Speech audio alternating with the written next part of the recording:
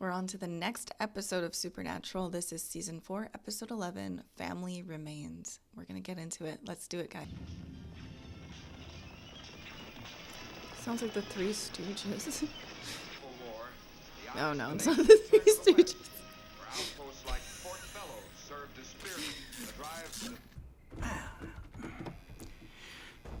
Ooh, creepy. That's creepy. I don't want to look. Oh no. Okay, it's not that scary. You? Not you. It's impossible. You stay away from me!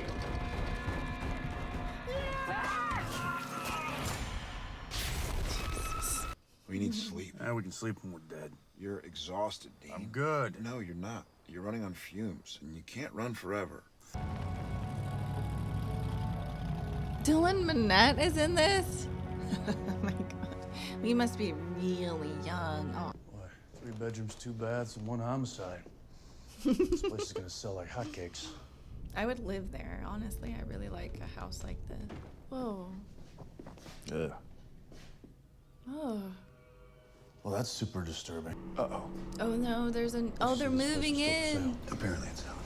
Oh. Oh no, this is exactly how a horror movie starts. Aw, he's so young. But we decided to move anyway, just to ruin your life. Come on. Well, Ted, please back me up here. Kid's right, Bri. You're ruining her life. See? Azar? This is Mr. Stanwyck, Mr. Babar. County Code Enforcement. We had the building inspected last week. The house is up to code. It's uninhabitable. Whoa. You're saying we can't stay here? It's a health hazard. You don't want to. Another motel? Awesome, Dad. I hope this one has hooker sheets like the last one. What do you mean? His wife dies in childbirth. Daughter hangs herself in the attic. 20 years later, I'd be bitter too. Thanks. Can we keep these? Well, sometimes I thought I heard like rustling in the walls. Like a rat? Yeah. Must have been some big sons of guns out there, huh? Wouldn't know. Never saw any. Do you happen to know where Mrs. Gibson and her daughter were buried? They were both cremated. All right. I mean, So unless that wasn't the mom or the daughter. it wasn't. Whose ghost over? That guy must have murdered someone. Code enforcement, my ass. There's no asbestos. You sure? Hell yes, I built enough homes to know that. No ghastly guy. In this show, anyone can die. Hey, Oh my god. You okay? Nah, we wouldn't be going in it. Let's go Yeah. to the motel, Mom. yeah. Go to the I motel. just thought I saw something, that's all. Oh no. Oh, that would be so scary for a kid, for an adult, for anybody, for any one of us. No. She wants to play catch. Don't roll it back in. There's no way you're gonna roll it back in. You're gonna go tell Mom and Dad what's going on, right? It's okay. What do you mean it's okay?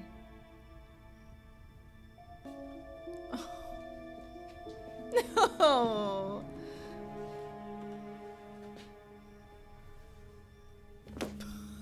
No. It's gonna be different. I promise you. What are they running away from? I do like that this episode tell is them the more truth. family centered. Really? Like it's not No, not really. it's not centered around the boys, the brothers here. It's this other family that's never really happened before. Crayon. Danny! Yeah? Get your butt down here. Something you want to tell me and your mom? I didn't do that. Look, just tell me the truth. And all you gotta do is clean it up. Okay? No punishment. But I didn't. The girl in the walls did it. The girl in the walls? She wants you to go and me to stay. All right. Oh. One last time. I can stay, but she hates grown-ups, and if you don't leave, she's gonna get really, really mad. All right, go to your room. Mom! Damn.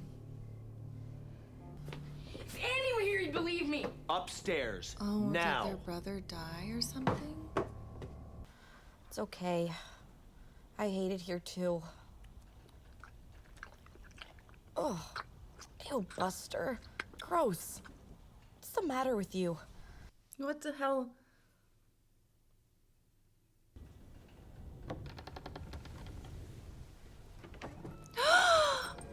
Oh my god.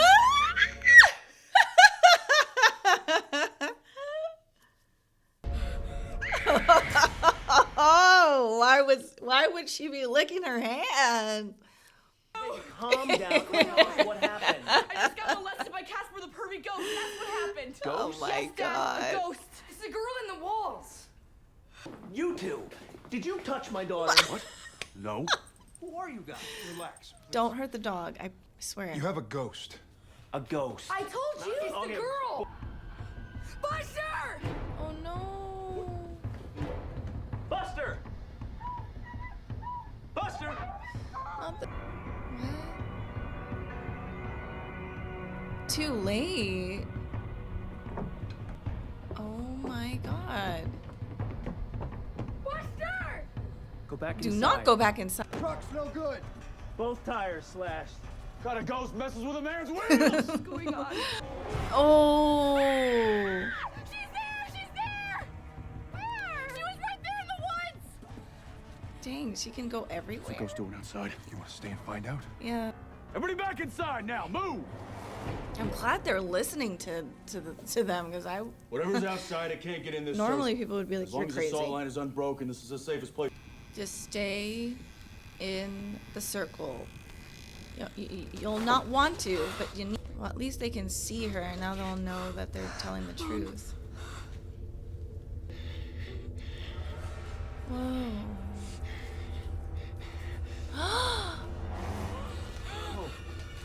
I thought you said ghosts couldn't cross the circle. They can't. She's not a ghost. What? What? What is she?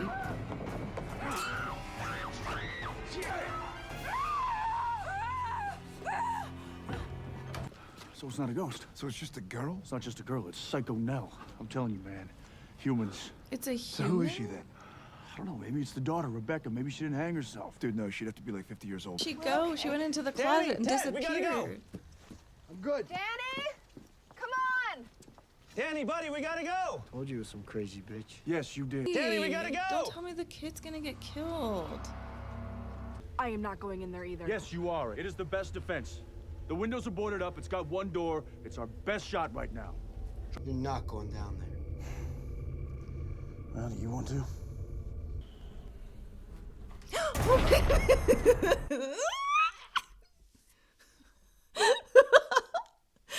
Oh god, I don't like jump scares. That's my main thing. It's what's for dinner. So that's how she survives, just eating. Danny!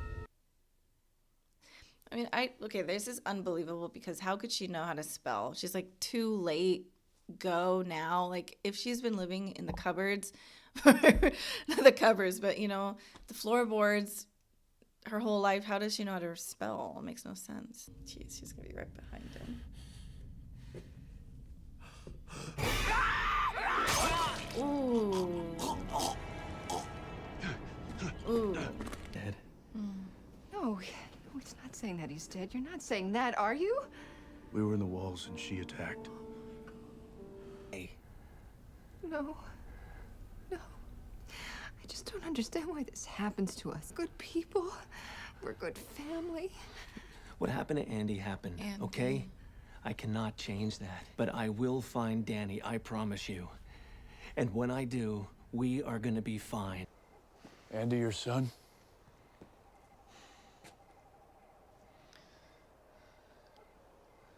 Oldest. He got himself killed in a car accident last year. I'm sorry. Nearly tore Susan and I apart. Still could, I imagine. That's why we moved here. Fresh air, fresh start. Not even my line. Marriage counselor. This is all the same as Dean. They're like running away. Possibly go wrong in the country. Why? I thought something was gonna hit him, like out of nowhere. Wait, why kill herself after the baby? Maybe because her dad called her a dirty little whore and said he was gonna lock the baby up where nobody could ever see it. Oh, gross. Yeah. So the daddy was the baby daddy, too. Oh, Dude was a monster. okay. Humans, man. Yeah. So she's been locked up in this house her whole life? You saw her eyes. Has she ever seen light? She's barely human. Jeez.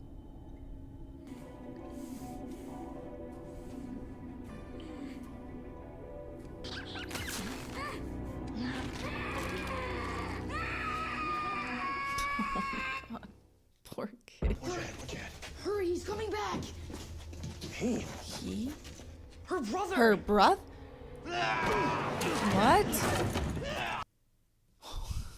What? Wait a minute. This is a mess. This is a mess. Oh my God. What is going on?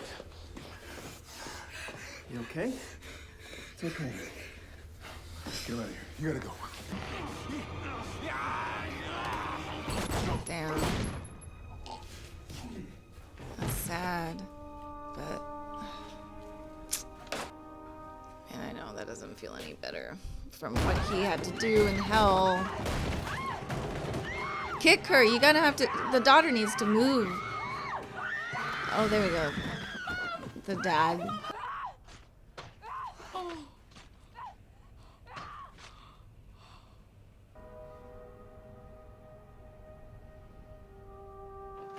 I mean, yeah. I mean, what the hell else are they gonna do? Ugh, they're all traumatized now. Too bad. Just completely too bad. They had a really bad hand at life. It's like they, Thank you. You okay? No, we're the opposite of okay, but we're together. Thanks. And that's what life is right there. That's like the goal. If we can find people we can trust, be with them, and go through this hell that it is life together, because it's hard. But God, if you can have people you love by your side at the very least, that makes it a little better. Maybe you did what you did there, but you're not them. They were barely human. I wasn't like them. I was worse. Ugh. They were animals, Sam, defending territory. Me, I did it for the sheer pleasure. Pleasure. What? I enjoyed it, Sam.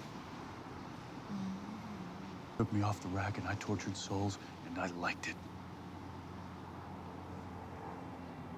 All those years, all that pain, finally getting to deal some out yourself. Care who they put in front of me. Because that pain I felt, it just slipped away. No matter how many people I save, I can't change that.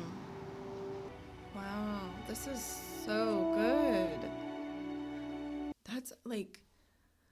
That's so profound what Dean is talking about. Number one, I didn't expect him to say that he actually enjoyed hurting or torturing people in hell. That's probably the other part. It's like it's two-sided. The guilt is not just because he tortured people, but then he realized he actually enjoyed it. Admit something like that. Thank God that him and Sam can be so open with each other. That's the beautiful thing about having people you can trust, like 100%. Because the human experience is like a weird, complicated thing that, like, I don't understand that. Like, I get the parallel between if you were abused as a child and you got beat up, you got hurt, and then you enact it on your whoever getting older, like that generational trauma, because you did that, it happened to you, and now you do it, you perpetuate it, which is very real. It doesn't happen all the time. Not everybody does that, but a lot of the time that is the case. It's just perpetuated because you just do what you know, what you've seen. And that is a parallel to what he is saying. Like the pain that he suffered being Dean and having a father like John and having to take care of his brother and him being a kid himself. There's a lot of resentment, a lot of anger, And a lot of things I'm sure he didn't even know he had in him. And he was able to like let it kind of flow out of him. So it's like in a way he went towards the dark side. If you're a Star Wars fan, he fed in, and so that is actually shocking to hear. But on the other end, it's understandable, and it's the parallel to the kids in this episode that were abused and abandoned and tortured, and then they just perpetuate it the same way that they were taught, which in reality they wouldn't know any better. They were literally locked away. They didn't know how to be human or civilized. So for them, even though what they did was wrong, killing is wrong, but to them, they're not seeing it in that way. They're seeing it as, yeah, you're on my property. This is my boundary. I'm going to kill you, just like an animal would do that. Their actions are wrong, but they don't understand why. And they don't see it as wrong. It's survival. And it just sucks. And that's the thing about life. And this is maybe why I opened up with what I talked about in the last episode, where I don't think anyone deserves this type of punishment that hell gives, where it's like you're just being tortured for the rest of your life, eternally. I don't believe in that. I think, punishment, accountability, but then at the end of the day, like, how could you, like, let's say those kids went to trial. How can they be tried? They could plead for insanity, but who's to say that they're insane? They're just living how they know. It's not that. So if you understand what I'm trying to say, is that life is so much more scary than we want to really accept, because it's not you're good and you're bad. That's actually just not true. And that's why I feel like the judicial system it gets so many things wrong with how it just takes a lot of people who just don't deserve prison and puts them in prison. And in a situation like that, like they're just doing what is coming as instinct to them and what all they know. And so it's like, how can you charge someone or punish someone if they don't know what they're doing is wrong? So my heart goes out to those kids that had to be killed. I get why. But my God, how unfair. That it just really makes you think how unfair. But also, like the mom was saying, why is all this bad stuff happening to us? They lost their son Andy a year ago. They're like, we're good people, but that's just not how life works. It doesn't matter how pure, innocent, and good you are. Life comes at you and it hurts. And I think that mentality of, well, I'm a good person, this isn't fair. Well, look at these kids. Is that fair that their mom was assaulted by her own father, and now and who knows how many times? She has 2 kids. She killed her own self. Is that fair? And no one ever knew, and no one could ever save them or help them. And now the victims, turn into the perpetrator, and now they are murdered. It's like, it's heartbreaking. So I really do like the parallels that's happening with Dean, with these kids here, with him running away from this issue and not wanting to talk about it, with what he did in hell, with this family running away from their problems, that their son died, so they're like, let's just have a fresh start. Let's just leave. And it's like, we can't outrun our problems. They're there, and they're so uncomfortable, and they're really complex. And I think if we lived in a society that was a little bit more understanding, where we live in a society of shame. And so when we have dark thoughts or scary thoughts or whatever, and being like, we're bad people, and I think that if we had a more of an open, like, we're allowed to talk about these really uncomfortable things, and no one's gonna judge you on it. I mean, the perfect world, I think a lot less crime would happen. I think a lot less of this stuff would happen because people are holding on to some really dark stuff and they're not able to express it. And so it's just there, and it's like rots your core. Your soul is going to rot, and you're going to become angry. You're going to become abusive. You're going to become maybe more introverted and want to be isolated. Maybe, whatever it is. I just really appreciate this conversation. Amazing. It's amazing writing. It's amazing that they bring up these really hard topics. But yeah, this is I didn't know. I don't know. This episode was this was awesome. It was great, making me think about a lot of stuff. Say what Dean, I've never heard someone say that, like, openly. Like they enjoyed hurting others. That's interesting. It's so interesting. This was a great episode. I really appreciate you guys listening. I think this show probably helped so many people. So it's, again, very thankful for TV, very thankful for movies, cinema, art, music.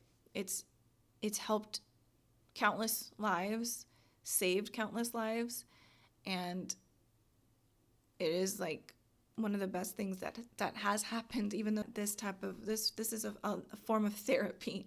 It really is. So I'm so glad that Supernatural has probably helped so many thousands, if not millions of people. That makes me so happy. And yeah, awesome. All right. Well, I will see you guys in the next episode. Thanks so much for watching. Bye, everybody.